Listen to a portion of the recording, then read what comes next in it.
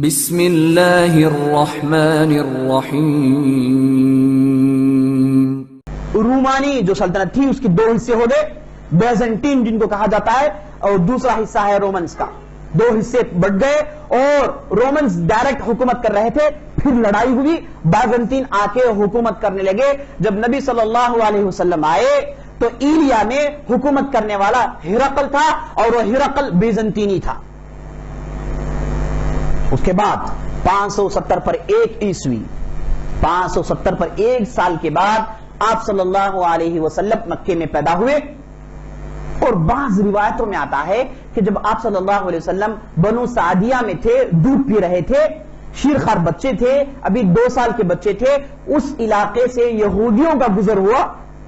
یہودی ماں سعدیہ سے پوچھا کہ یہ بچہ کون ہے؟ سعدیہ رضی اللہ عنہ نے کہا کہ بچہ میرا ہے۔ فوراً انہوں نے پوچھا کہ اس بچے کا باپ موجود ہے؟ تو سعدیہ رضی اللہ عنہ نے سمجھ لیا کہ کچھ دال میں کالا ہے۔ فوراً انہوں نے کہا کہ ہاں اس بچے کا باپ موجود ہے، اپنی شوہر کی طرف اشارہ کیا۔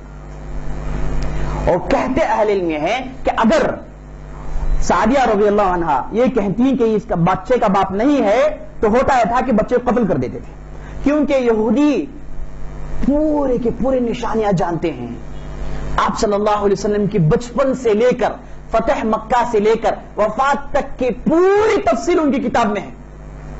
تورات میں آپ صلی اللہ علیہ وسلم کی مکمل تفصیل ہے میرے دوست، اور تورات میں 50 سے زیادہ ایسی آیتیں ہیں جس میں صریح بشارت دے دی گئی۔ ایک آیت میں کہا گیا کہ جب بہترین دور آئے گا اس وقت مسلمان عبادت کریں گے، یروشلم میں عبادت نہیں کریں گے، ایک دوسری جگہ بات کریں گے۔ جب بہترین موقع آئے گا تم لوگوں کی تعداد بہت بڑی ہوگی، اور مسلمان بڑی تعداد میں حج کرتے ہیں۔ اور ایسی ایسی خوشخبریاں سنائی گئیں جو بالکل سیدھے صحابہ اور مسلمانوں پر فکس ہوتی ہیں میرے دوستوں۔ اور ان کی کتابوں میں یہ بھی لکھا گیا ہے کہ یہ لوگ جو آئیں گے، یعنی تم کہا گیا، تم سے مراد مسلمان ہے، یہودی نہیں ہے۔ تم میں سے جو لوگ جو نیک ہوں گے جب آئیں گے تو وہ لوگ ایک گھر میں جا کے عبادت کریں گے اور وہ لوگ اپنے سروں کو منڈائیں گے، ان کے لباس سفید ہوں گے، یہاں تک آیا ہے، یہاں تک بشارتیں موجود ہے۔ ان کے سر گنجے ہوں گے اور سفید کپڑے پہن کے اللہ کے گھر میں آئیں گے، اللہ کے گھر میں آ کے عبادتیں کریں گے۔ آپ صلی اللہ علیہ وسلم جب آئے تو اس وقت ایلیا میں حکومت کرنے والے ہرقل یعنی بیزنٹین تھے۔ تو ہوا یہ کہ آپ صلی اللہ علیہ وسلم جب نبی بن گئے، دعوت شروع ہو گئی، تو بیت المقدس پر حملہ ہوا پرشینز کی طرف سے۔ پرشینز نے حملہ کیا اور بیت المقدس پہ انہوں نے اپنا قبضہ جما لیا، اور سارے عرب میں بات مشہور تھی۔ اور تقریباً 4 بعثت نبوی یا پھر 5 بعثت نبوی میں اللہ تعالیٰ نے سورۃ الروم نازل کیا، جس میں کہا گیا غلبت الروم فی ادنی الارض وهم من بعد غلبهم سیغلبون۔ روم یعنی رومنز، ہرقل، بیزنٹائن کو غلبہ ہو گیا، وہ لوگ ہار گئے، لیکن جان لو ان قریب یہ لوگ دوبارہ جیتنے والے ہیں۔ فی بضع سنین، 9 سال یا پھر 8 سال کے اندر اندر دوبارہ یہ رومنز جیتنے والے ہیں۔ یہ آیت نازل ہوئی۔ اب جب آیت نازل ہوئی تو وہاں پر پرشینز حملہ کر چکے ہیں، اس کے بعد یہ آیت نازل ہوئی۔ تو جب آپ صلی اللہ علیہ وسلم نے آیت پڑھی تو انکار کیا مشرکین، اور ابو بکر صدیق رضی اللہ عنہ کے تعلق سے آتا ہے وہ بعض مشرکین کے پاس چیلنج کیے، بیٹ باندھنا بعد میں حرام تھا، اس وقت حلال تھا۔ تو ابو بکر صدیق نے بیٹ باندھا، کہا کہ اگر دوبارہ پرشینز ہار جائیں، رومنز جیت جائیں تو میں تمہیں 100 اونٹ دوں گا، اگر پرشینز دوبارہ جیت جائیں تو تم مجھے 100 اونٹ دینا۔ یہ کہہ کے بعض مشرکین کے ساتھ ابو بکر صدیق نے بیٹ بھی مانا۔ اور جب نبی صلی اللہ علیہ وسلم مدینہ چلے گئے تو معلوم ہوا کہ دوبارہ 9 سال کے بعد دوبارہ لڑائی ہوئی، رومنز داخل ہوئے اور اللہ تعالیٰ نے رومنز کو جیت دی۔ اور 9 سال میں دوبارہ رومنز آ کے جیتنا تاریخ میں کبھی بھی نہیں ہوا، کبھی بھی نہیں ہوا۔ اور نبی صلی اللہ علیہ وسلم کی طرف سے اللہ تعالیٰ نے ایک معجزہ پیش کیا تھا جس سے معلوم ہو جائے کہ آپ صلی اللہ علیہ وسلم سچے نبی ہیں۔ اس کے بعد میرے دوستوں آپ صلی اللہ علیہ وسلم مکے میں رہے اور اس کے بعد مدینہ گئے۔ مدینے میں شروع کے 18 یا پھر 17 مہینے ایلیا کی طرف بیت المقدس کی طرف ہو کر نماز پڑھا کرتے تھے. بیت المقدس ہمارا پہلا قبلہ تھا اور آپ صلی اللہ علیہ وسلم کی خواہش تھی کہ مکہ قبلہ بن جائے, اور آپ صلی اللہ علیہ وسلم کی خواہش کے مطابق اللہ نے قبلے کو تبدیل کر دیا. اور اس کے بعد آپ صلی اللہ علیہ وسلم نے یہودیوں کے ساتھ جو خبر لی, آپ جانتے ہیں بنو قینقاع, بنو نضیر, بنو قریظہ کا آپ صلی اللہ علیہ وسلم نکال دیا اور خیبر میں جمع ہوئے, اور خیبر میں بھی آپ صلی اللہ علیہ وسلم پہنچے, ادھر بھی ان کی خوب پٹائی کی, یہاں تک کہ یہودیوں کو ذلیل کیا گیا اور مسلمانوں کے پاس ان لوگوں نے کام والوں کی طرح اپنے آپ کو پیش کیا. کام کیا کرتے تھے مسلمانوں کی زمین میں. اور آپ صلی اللہ علیہ وسلم جب 8 یا پھر 9 ہجری میں جب خطوط بھیجے تو ایک صحابی کو بھیجے جن کا نام حارث تھا. وہ خط لے کر شراحبیل کے پاس گئے, جو شراحبیل جو فلسطین میں رہتا تھا, فلسطین کے بعض علاقوں میں اس کی حکومت تھی. جب حارث ادھر پہنچے خط لے کر, شراحبیل ظالم نے حارث رضی اللہ عنہ کو قتل کر دیا. یہ بہت بڑا جرم تھا, اس لیے آپ صلی اللہ علیہ وسلم نے ایک لشکر جرار تیار کی اور اس کے بعد جنگ موتا کے نام سے آگے بڑھے, ہے نا. جنگ موتا میں آپ صلی اللہ علیہ وسلم صحابہ کو بھیجا. آپ جانتے ہیں کہ خالد بن ولید نے لوگوں کو بچا کر لایا. اس کے بعد تبوک کے لیے گئے آپ صلی اللہ علیہ وسلم, یعنی گویا کہ آپ صلی اللہ علیہ وسلم کی خواہش یہ ہے کہ جیسے حرمین پاک ہو گئے ویسے تیسرا حرم بھی پاک ہو جائے. اس لیے موتا کی لڑائی لڑی, اس کے بعد تبوک کی لڑائی لڑی, اور اس کے بعد جب وفات پا رہے تھے تو اسامہ بن زید کے لیے ایک لشکر تیار کی اور حکم دیا کہ کیا ہو تم لوگ نکل جائیں, نکال دیجیے تھے آپ صلی اللہ علیہ وسلم. وہ لوگ جرف تک پہنچ بھی گئے تھے, آپ صلی اللہ علیہ وسلم بیمار ہونے کی وجہ سے پورا لشکر واپس آ گیا. یعنی آپ صلی اللہ علیہ وسلم کی مسلسل کوشش تھی کہ بیت المقدس فتح کر دیا جائے, اور اس کے بعد ابو بکر صدیق نے اس بات کو پوری کی. لڑائیاں ہوئی, خالد بن ولید کو عراق کی طرف بھیجے, ابو عبیدہ الجراح کو بیت المقدس کی طرف بھیجے. آس پاس کے علاقے میں لڑائیاں ہوئی. جب عراق فتح ہو گیا ابو بکر صدیق نے حکم دیا خالد بن ولید کو آپ جا کے ابو عبیدہ الجراح کے ساتھ مل جائیں, لشکر بنا کے بیت المقدس میں حملہ کریں. لڑائیاں چل رہی تھیں, مسلسل چل رہی تھیں. اور اس کے بعد ابو بکر صدیق رضی اللہ عنہ وفات پا جاتے ہیں. عمر بن خطاب کا دور آتا ہے تو ایک فیصلہ کن معرکہ پیش آتا ہے جسے معرکۃ اجنادین کہا جاتا ہے. اجنادین کے نام سے بڑا ہی بھیانک معرکہ ہوا, اور اس کے بعد اس معرکے کے بعد اللہ تعالیٰ نے, یہ معرکہ بیت المقدس کے لیے نہیں, ایک عکا نام ایک علاقہ ہے وہاں پر یہ معرکہ لڑا گیا, اور حطین ایک علاقہ ہے اس کے لیے معرکہ لڑا گیا. لڑائی لڑی گئی اور اللہ تعالیٰ نے مسلمانوں کو جیت دی. اور اس لڑائی میں رومیوں نے ایسی داد و شجاعت دی اور بھیانک انداز سے لڑے. ان کے تعلق سے آتا ہے کہ 10 لوگ اپنے آپ کو باندھ لیے, 10 لوگ, مطلب ایک کوئی بھاگے نہیں میدان سے, 10 لوگ باندھ کے یہ جھوم کے حیثیت سے میدان میں اتر گئے تھے اور بڑی بھیانک لڑائی لڑی. لیکن اللہ تعالیٰ نے صحابہ کے بازوں میں اتنی سکت دی رکھی تھی کہ سمندر کے مانند لشکر آئے لیکن صحابہ کاٹتے گئے یہاں تک کہ اللہ تعالیٰ نے جیت دے دی. اور عکا کے بعد حطین کے بعد بیت المقدس میں جب داخل ہوئے, ابو عبیدہ الجراح لشکر لے کر داخل ہوئے. کہا جاتا ہے کہ وہاں پر جو پادری تھے سب جمع ہو کر بولے کہ جا کر دیکھو ان کے امیر کے تعلق سے ہماری کتابوں میں تفصیل آئی ہے. یہ تفصیل ہماری کتابوں میں ہے, یہ تفصیل اگر ان کے امیر پر فکس ہوتی ہے تو ہم بیت المقدس ان کے لیے سرنڈر کر دیں گے. یہ لوگ دوڑ کر گئے, جا کے ابو عبیدہ الجراح کو دیکھے. ابو عبیدہ الجراح رضی اللہ عنہ مجمعین بہترین زرہ پہنے ہوئے مجاہد کے مانند تلوار لے کر کھڑے ہیں. واپس آ کے بولے کہ انہیں یہ ایسے اوصاف ان کے ہیں. تو پادریوں نے کہا کہ نہیں, یہ اوصاف والوں کے پاس ہم اس جو ہے بیت المقدس کو حوالہ نہیں کریں گے, سرنڈر نہیں کریں گے. ہم جو کیریکٹرسٹکس بیان کیے گئے ہیں ہماری کتاب میں ویسے آدمی کے پاس دیں گے. اس کے بعد ان لوگوں نے پوچھا کہ ہمارے پاس بعض اوصاف ہیں, ہماری کتاب میں لکھا گیا ہے کہ تمہارا جو خلیفہ ہوگا, تمہارا جو بڑا بادشاہ ہوگا اس کے پاس ہم چابیاں حوالے کریں گے, جاؤ تمہارے بڑے بادشاہ کو لے کر آؤ. ابو عبیدہ بن جراح نے فوراً عمر بن خطاب کو خط لکھے اور عمر بن خطاب فوراً نکل گئے. 30 دن سفر کیے اور ساتھ ان کے ساتھ غلام ہے. اب دونوں کا ٹرن کیا ہے کہ ایک مرتبہ عمر بیٹھیں گے, ایک مرتبہ ان کا غلام بیٹھے گا پیٹ میں. یہ اتفاق کر کے, یعنی ایک ایسا خلیفہ جو بیت المقدس کے حدود میں داخل ہو گیا, عراق کو فتح کر چکا, پورا جزیرۃ العرب کا بادشاہ خلیفے, اب یہ بیت المقدس میں آ رہے ہیں. صرف ان کے ساتھ یہ اور ان کے غلام ہے, ایک سواری ہے. دونوں ایک سواری شیئر کر رہے ہیں اور شیئر کرتے کرتے 1 مہینے کا سفر ختم ہو گیا. معان علاقے میں پہنچتے ہیں اور معان علاقے میں ابو عبیدہ اور رضی اللہ عنہ اور دوسرے صحابہ عمر بن خطاب کا انتظار کر رہے ہیں. جب معان میں داخل ہوئے پادری بھی کھڑے ہیں. عمر بن خطاب رضی اللہ عنہ کا ایسا حلیہ تھا دیکھ کر پادری ششدر رہ گئے. عمر بن خطاب کے ایک ہاتھ میں ان کے 2 چپل ہیں, چپل کٹ گیا ہے, ایک ہاتھ میں 2 چپل پکڑے ہوئے ہیں. اب اتفاقاً اس وقت گھوڑی کے پیٹھ میں بیٹھنے کا وقت کس کا ہے؟ ان کے غلام کا ہے. غلام گھوڑی کے پیٹھ میں بیٹھا ہوا ہے. خلیفہ ہے, لباس میں تقریباً 10 سے زیادہ پیون لگے ہوئے ہیں, ایک دم معمولی لباس ہے. ہاتھ میں چپل پکڑے, تصور کیجئے کتنا معمولی لباس ہوگا. اس لباس میں جب داخل ہوئے معان کے پاس, پادریوں نے دیکھا کہ یہی اوصاف ہیں.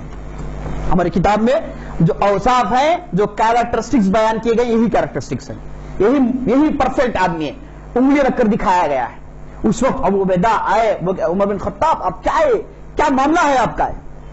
لیجئے میرے پاس لباس ہے, کم از کم اس لباس کو تو آپ پہن لیں. ایک بہترین گھوڑا ہے, وہ گھوڑا میں آپ کو دیتا ہوں. گھوڑا لایا گیا. وہ گھوڑا پرشین گھوڑا تھا. عمر بن خطاب کو دیکھ بدکنے لگا. اعوذ باللہ, بولے کہ لے کر جاؤ اسے. جی یہ گھوڑا نہیں چاہیے, بدک رہا ہے مجھے دیکھ. واپس کر دیے. اور جب لباس دیا گیا تو عمر بن خطاب نے کہا, اے ابو عبیدہ بن جراح, اگر تمہارے علاوہ کوئی دوسرا یہ کہتا تو اچھا ہوتا.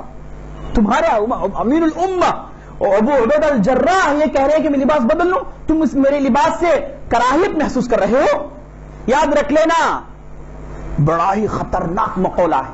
عرب اس مقولے پر غور کریں, اس مقولے کو لکھ کے اپنے ماتھے میں لگا لیں تو بہت اچھا ہے.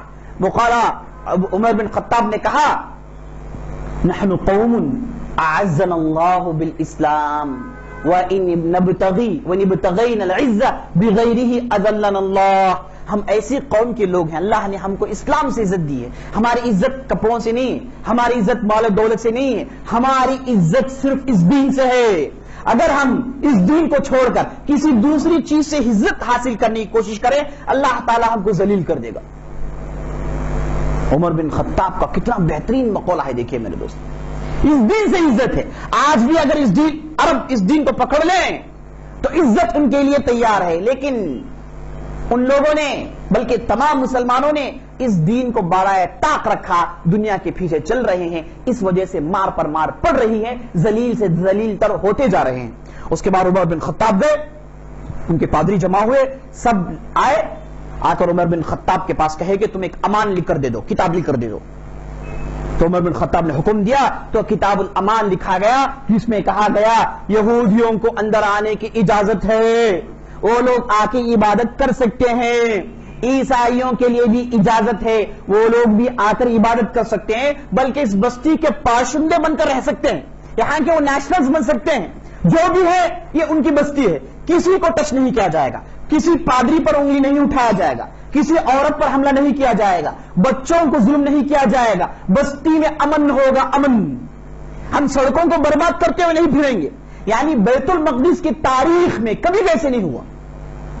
جب بھی کوئی قوم داخل ہوتی, بستی کی اینٹ سے اینٹ بجاتی, بستی کے پرزے اڑا دیتی. لیکن تاریخ میں پہلی مرتبہ ایسے ہو رہا ہے کہ بھیانک لشکر داخل ہو رہا ہے, امن ہے, بستی میں چین سکون ہے, سب سیف محسوس کر رہے ہیں. اور عمر بن خطاب نے اور کہا کہ سب کے لیے اجازت ہے, اور عیسائی, یہودی, مسلمان سب مل کے یہاں پر نماز پڑھیں گے, کسی کے لیے روک ٹھاک نہیں ہے, سب کے لیے نیشنلٹی ہے. یعنی اسلام کی تعلیمات کو کھول کھول کر بیان کر رہے ہیں. ابھی آپ دیکھیں گے چند سالوں کے بعد عیسائی داخل ہوتے ہیں تو انہوں نے کیا حشر کیا. عمر بن خطاب نے اس کے بعد امان لکھ کر دے دیا, چابیاں لے لی. چابیاں لینے کے بعد عمر بن خطاب نے کہا کہ عصر کا وقت ہو گیا ہے, نماز پڑھنا ہے, مجھے محراب بتاؤ. آپ نے جو محراب دیکھا, عمر بن خطاب نے کہا کہ محراب بتاؤ, نماز پڑھنا چاہتا ہوں. پادری نے کہا کہ یہاں پر کوئی محراب نہیں ہے. عمر بن خطاب کو غصہ آیا, بولے کہ تم جھوٹ بول رہے ہو, تم جھوٹ بول رہے ہو, یہاں پر ایک محراب ہے, چلو بتاؤ محراب کدھر ہے. اصرار کرتے گئے تو آخرکار پادری نے کہا کہ ہاں ہاں ایک محراب ہے. عمر بن خطاب کے ہاتھ کو پکڑا, پادری گویا کہ چیک کر رہا تھا, کسی کو نہیں معلوم. کتنا ہی عرصہ گزر گیا ہے, 100 سال گزر گئے ہیں, محراب کا نام و نشان مٹ گیا ہے. اور پادری ٹیسٹ کر رہا تھا کہ اگر یہ لوگ حق میں ہیں تو محراب کے تعلق سے پوچھیں گے, پرانی مسجد کے تعلق سے پوچھیں گے تو عمر بن خطاب نے جب محراب کا سوال کیا تو آخرکار پادری نے عمر بن خطاب کے ہاتھ کو پکڑا اور کھینچ کر لے کر جا کر ایک کچڑے کی جگہ لے کر گیا. کچرا تھا وہاں, حکم دیا گیا تو کچرا ہٹایا گیا تو وہاں سے محراب نکل آیا. میرے دوست, عیسائی ہیکل سلیمانی ہو یا پھر مسجد اقصی ہو, کسی کی احترام نہیں کرتے. ان کی نظر میں اس مسجد کی کوئی اہمیت نہیں ہے, سولومن ٹیمپل کی کوئی اہمیت نہیں ہے. لیکن سوال یہ ہے کہ یہ لوگ یہودیوں کو کیوں سپورٹ کر رہے ہیں, ہے نا, ایک سوال پیدا ہوتا ہے. ان کی نظر میں سولومن ٹیمپل کی کوئی اہمیت نہیں ہے, نہ ادھر جو ہے مسجد کی جگہ ان کے لیے کچھ خاص ہے. ان کے لیے ہے تو وہ 14 سٹاپس اور اس کے بعد وہاں کے بس چرچز, لیکن مسجد کے تعلق سے ان کے نظر میں کوئی اہمیت نہیں ہے.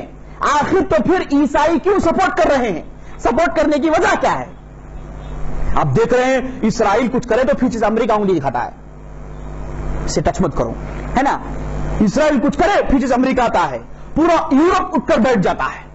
اور سپورٹ کرنے والے کون ہیں؟ فرانس, بیلجیکا, ہے نا, امریکہ, ادھر سے آسٹریلیا, یہ پورے کنٹریز سپورٹ کر رہے ہیں. اور سپورٹ کرنے والے کنٹریز کون ہیں؟ عیسائی. آخر کیوں؟ وہ اس وجہ سے کہ عیسائیوں کے پاس عقیدہ یہ ہے کہ ایک آرمیگڈون ہوگا. ایک ہے آرمیگڈون. آرمیگڈون کا معنی ہے ایک بھیانک قیامت برپا ہوگی, ایک بہت بڑی لڑائی لڑی جائے گی, اور ہم اسے کیا کہتے ہیں؟ الملحمۃ الکبریٰ. الملحمۃ الکبریٰ حدیث میں لفظ آیا ہے. الملحمۃ الکبریٰ کیا ہے میرے دوستو؟ وہ آخری زمانے میں بھیانک لڑائی ہے جس میں 80,000 جھنڈے لے کر عیسائی آئیں گے, اور ہر 80 جھنڈے لے کر آئیں گے, اور ہر جھنڈے تلے 12,000 مجاہد, 12,000 لڑنے والے ہوں گے. 80 انٹو 12,000 ڈالیے آپ, اتنی بڑی تعداد لے کر آئیں گے, مسلمانوں سے ان کا مقابلہ ہوگا, اور بہت بڑی لڑائی لڑی جائے گی, بہت بڑی لڑائی لڑی جائے گی. اور بعض حدیث میں آتا ہے کہ یہ لڑائی کے بعد اتنے ناش, اتنی میتیں ہوں گی کہ اگر کوئی سفید پرندہ ان میتوں پر اڑتا ہوا جائے, بعض پرندے ہوتے ناش نہیں کھاتے, مردہ خور نہیں ہوتے, ناش پر اڑتے ہوئے جائے گا, اس کے لیے اترنے کے لیے کوئی جگہ نہیں ہوگی. اڑتا اڑتا تھک کے آخرکار مر کر ایک جگہ گرے گا, وہ بھی ناش پر گرے گا, وہ بھی ناش پر گرے گا میرے دوست. یعنی اتنے ناش ہوں گے, اتنی میتیں ہوں گی, اتنی بھیانک لڑائی لڑی جائے گی. تو آرمیگڈون جو آئے گا, عیسائیوں کا عقیدہ ہے, اس سے پہلے ہوگا یہ کہ ہیکل سلیمانی بن دیا جائے گا. یہودیوں کے لیے طاقت مل جائے, ہیکل سلیمانی نہیں, یہودیوں کے لیے بیت المقدس میں طاقت مل جائے گی, ان کی ایک حکومت قائم ہو جائے گی. ان کی اگر حکومت قائم ہو جائے تو دجال نکل کر آئے گا. اور یہودیوں کے پاس آج بھی دجال کے لیے غیر معمولی انتظار ہے. ان کا بھائی ہے نا, وہ دنوں سے انتظار کر رہے ہیں جی, غیر معمولی انتظار ہے. اور اس دجال کے لوگ المخلص کہتے ہیں. مخلص مطلب بچانے والا. اسی لیے ہم نبی صلی اللہ علیہ وسلم نے حدیث میں کہا کہ جب قیامت آئے گا تو دجال آئے گا, اور دجال کے پیچھے صرف اصفہان سے 70,000 یہودی دجال کے پیچھے جائیں گے, اور 70,000 یہودی علماء ہوں گے. 70,000 یہودی علماء دجال کے پیچھے چل کر جائیں گے, دجال کے لشکر میں ہوں گے. تو یہودی عوام کا کیا پوچھتے ہیں آپ؟ یہودی علماء کون ہے, کیسے پہچانیں گے آپ؟ یہ جو کالی ٹوپیاں ہیں نا, بڑی بڑی, یہ جو کالی ٹوپیاں ہیں, مطلب یہ ہے کہ اس نے تورات کو پڑھ لیا ہے. ٹوپی جتنی بڑی ہوگی اتنا بڑا عالم ہے وہ. صحیح بات ہے. بعض لوگ چھوٹا کپ پیچھے ڈال کر کریں گے جی, ایک کپ جو ہے ان کے پاس تورات میں یہ حکم ہے. دیکھیے کتنی مکاری, دیکھیے تورات میں حکم یہ ہے کہ تم لوگ نماز کے لیے کھڑے ہو, سر کو چھپا لو. نماز کے لیے کھڑے ہو, سر کو چھپا لو, تورات میں یہ حکم ہے. اب یہ اللہ تعالیٰ کی طرف سے ہے, بہتر اللہ ہی جانتا ہے, یہ آیت موجود ہے. اب اس میں حکم یہ ہے کہ سر کو ڈھانک لو. اب یہ لوگ سر کو ڈھانکتے کہاں ہیں بتائیے آپ؟ صرف ایک حصہ ڈھانکتے ہیں اور بقیہ حصہ وہیں پر بھی مخالفت, وہاں پر بھی مخالفت. تو یہ جو علماء ہیں یہ لوگ جو ہے کالے ہیٹس پہنیں گے. اور اس کے بعد دوسری نشانی یہ ہے, خاص طور پر یہودیوں کی, وہ جب عبادت کریں گے تو ایک شال اوڑیں گے جسے طیلسا کہا جاتا ہے. ایک شال جس میں بارڈرز ہوں گے، ایک پیلے رنگ کا ہوگا، اسے اوڑھ کر سر میں سے، شاید فوٹو نہیں ہے ہمارے پاس، ہاں، اوڑھ کر جو ہے عبادت کریں گے، اوڑھ کر نماز پڑھیں گے. تو حدیث میں آتا ہے کہ یہ اوڑھ کر 70,000 یہودی علماء دجال کے پیچھے جائیں گے اور بہت ہی بڑا فتنہ ہوگا. تو عیسائی جانتے ہیں کہ یہودیوں کو حکومت مل جائے تو دجال نکل آئے گا. یعنی آپ تصور کیجئے کہ 70,000 علماء فقط ہے نا، 70,000 علماء فقط اگر آپ کہیں گے تو عوام کتنی بڑی تعداد میں ہوگی اور ان کی طاقت ہوگی. تو یہودیوں کو طاقت ملنا، دجال کا آنا. اب دجال آ جاتے کون آئیں گے اس کے بعد؟ عیسیٰ علیہ السلام آئیں گے. وہ لوگ یہ کہتے ہیں کہ ان کو حکومت ملنی چاہیے تاکہ عیسیٰ جلدی آئیں. کیسی جلدی مچا رہے ہیں دیکھیں آپ. اسی لیے آپ دیکھیں گے جیسس کمنگ سون، کمنگ سون، ان کے گاڑیوں میں دیکھیں آپ ڈال کے مشہور کراتے ہیں جیسس آنے والے ہیں، جیسس آنے والے ہیں. اور اس کے بعد جب 1999 کا موقع آیا تو انہوں نے تو اپنا ڈنکا بجا لیا. انہوں نے کہا کہ 2000 سال ہو گئے اور ہماری کتاب میں 2000 سال آخری بیان کیا گیا ہے. اب 2000 سال ہو رہے ہیں. اب یہودی کے لیے کیا ہونا چاہیے؟ ایک حکومت قائم ہونی چاہیے. اس کے لیے سب مل کے محنت کرے، سب سپورٹ کے یہود کو بناؤ. بولے کہ بناؤ تم لوگ بستی. تم لوگ بستی بناؤ گے تو دجال آئے گا. دجال کے بعد کون آئیں گے؟ عیسیٰ علیہ السلام آئیں گے. لیکن یہود ہو یا پھر نصارہ ہو، سب گمراہ ہے میرے دوستوں. دجال آئے گا انہی کو مارے گا. عیسیٰ علیہ السلام آئیں گے تو سب کو کافر ٹھہرائیں گے. اس وقت ان کے ساتھ ہوں گے تو ہم مومنین ہوں گے، اور عیسیٰ علیہ السلام کے ساتھ بیت المقدس میں داخل ہوں گے تو ہم لوگ یہودیوں کا وہ حشر کریں گے. حق باطل کو مٹائے گا اور یہودیوں کو چن چن کر قتل کریں گے. نبی صلی اللہ علیہ وسلم نے حدیث میں بشارت دی ہے. جب کہا جاتا ہے کہ یہودیوں کو مسلمان چن چن کر قتل کریں گے تو الفاظ تھوڑے سخت دکھتے ہیں، لیکن میرے دوستوں الفاظ سخت نہیں ہے، انصاف ہے، انصاف. یہودیوں کے ساتھ یہی کرنا چاہیے. اور جب داخل ہوں گے بیت المقدس میں پتھر جھاڑ جھاڑ کہے گا، اے آدمی درا دیکھ ادھر یہودی اسے کاٹ، یہ یہودی میرے پیچھے چھپا ہوا اسے کاٹ. میرے دوستوں ایسا حشر ہونے والا ہے. تو اس لیے عیسائی جلدی مچا رہے ہیں میرے دوستوں. اس کے بعد عمر بن خطاب آئے، محراب نکال کر دکھایا گیا. عمر بن خطاب اور صحابہ مل کے اس محراب کو پاک کیے اور اس کے بعد ادھر نماز قائم کی. اس کے بعد سے مسلسل نماز جاری ہے. اور عمر بن خطاب نے حکم دیا کہ لکڑیوں کے ذریعے سے یہاں پر ایک مسجد بنوا دی جائے، اور مسجد بنا دی گئی اور 3000 لوگ وہاں پر نماز پڑھ سکتے ہیں. اس کے بعد عمر بن خطاب چلے گئے، عثمان رضی اللہ عنہ کا دور آیا اور اس کے امن قائم ہے. اب بیت المقدس میں امن ہے، سب آ رہے ہیں سب جا رہے ہیں، کوئی اف تک نہیں کہہ سکتا. مسلمانوں کی حکومت ہے، امن ہے، امن سب امن میں ہے. عیسائی امن میں ہے اور یہودی امن میں. اور یہودیوں کے لیے ہماری حکومت ہمیشہ کیا ہے؟ فائدہ مند ہے. ہم جب آتے ہیں عیسائیوں سے کہتے ہیں کہ یہودیوں کو مارو مت، یہودیوں کی حفاظت ہوتی ہے ہمارے زمانے میں، ہے نا. انصاف ہے، وہ بھی انسان ہے، بستی میں رہ سکتے ہیں.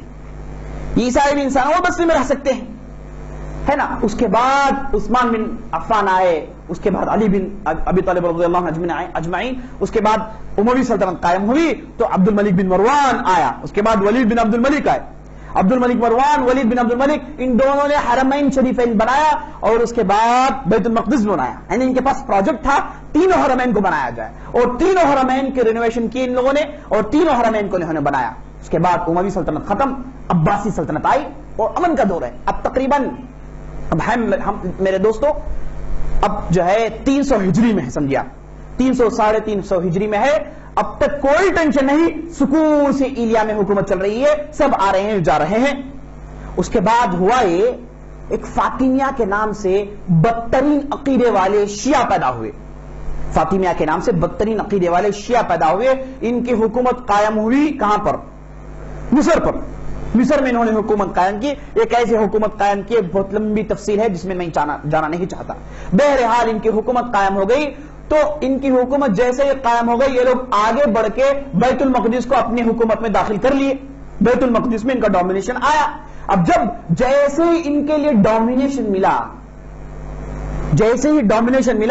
یہودیوں کو جم کے سپورٹ کر رہے ہیں، یہودیوں سے شادیاں کر رہے ہیں. بڑے بڑے بادشاہ ہیں، یہودی عورتوں سے شادیاں کر رہے ہیں. یہودیوں کو گلے سے لگا لیا ان لوگوں نے. اور خاص طور پر ایک بادشاہ ہے جس کا نام الافتخار باللہ. اس کے زمانے میں عیسائی یہودی جم کر ہنگامے مچائے اور اس کے بعد خط لکھ لکھ کر یورپ سے کہا گیا کہ اب آؤ، اب آنے کا وقت ہے، اب آؤ، اب آنے کا وقت ہے۔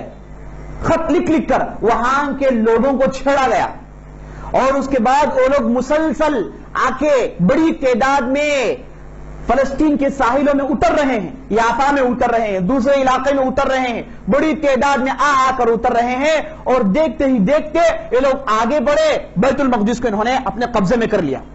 اور تاریخ میں آتا ہے کہ جب ریڈک اپنا لشکر لے کر آیا تو اس کے پاس صرف 20,000 لوگ تھے اور 20,000 لوگ میں صرف 1,500 ایسے تھے جو گھوڑے میں تھے۔ پورے کا پورا لشکر کہاں سے امپورٹ ہوا ہے؟ یورپ سے امپورٹ ہوا ہے۔ یہ لوگ لے کے داخل ہو رہے ہیں، اس وقت مسلمانوں کی طاقت کے سامنے یہ کیا ہے؟ کچھ بھی نہیں ہے، مٹھائی ہے، کھا جائیں گے تھوڑی دیر میں۔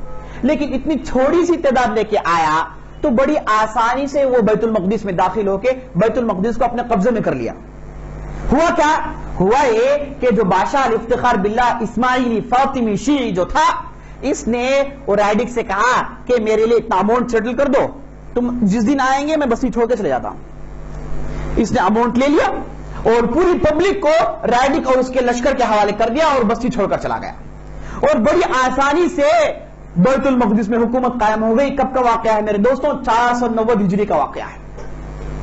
اب اس کے بعد 90 ایئرز تک یہی عیسائی حکومت کرتے رہے، لیکن جب ریڈک لشکر لے کر داخل ہوا، نعوذ باللہ ایسے ہنگامے مچایا، کہا جاتا ہے کہ مسلمانوں کو اتنا قتل کیا گیا، اتنا قتل کیا گیا، قتل کر کر کے یہ پورے ظالم تھک گئے تھے۔ تقریباً 70,000 مسلمانوں کو موت کے گھاٹ اتارا گیا اور کہا جاتا ہے کہ گھوڑوں کے گھٹنوں تک خون تھا، گلیوں میں خون کی ندیاں بہ رہی تھی۔ اتنا بھیانک منظر دیکھنے کو ملا، نعوذ باللہ۔ اور کرنے والا کون ہے؟ یہی شیعی، اور اندر سے یہودوں نے خوب جم کے بغاوت کی۔